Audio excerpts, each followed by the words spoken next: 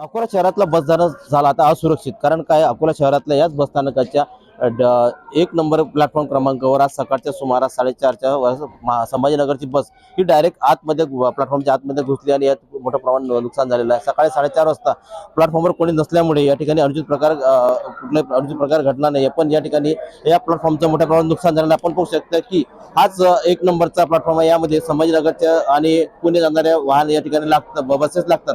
पण आज सकाळच्या 4:30च्या सुमारास एक संभाजीनगरची बस या ठिकाणी स्पीडने आली. तिचं ड्रायव्हरमुळे त्याचा स्टीअरिंगवर कंट्रोल झाल्यामुळे ही बस डायरेक्ट आतमध्ये ही प्लॅटफॉर्मवर येऊन आतमध्ये डायरेक्ट घुसली आणि याच्यामध्ये भिंत तोडून आतमध्ये आल्यामुळे यामध्ये मोठं नुकसान झालं. पण सकाळी 4:30 वाजता या ठिकाणी कोणी नसल्यामुळे आणखी प्रकार घडला नाही. पण वारंवार या ठिकाणी या घटना घडतात.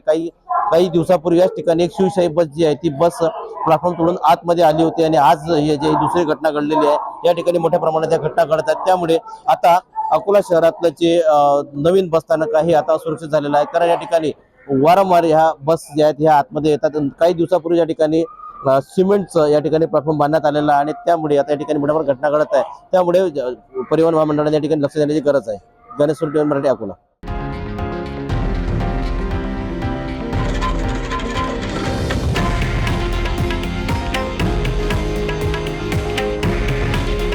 हे आहे देशातील नंबर 1 न्यूज नेटवर्क आणि आपण पाहत आहात TV9 मराठी. काळजी तुमची, हित महाराष्ट्राचं.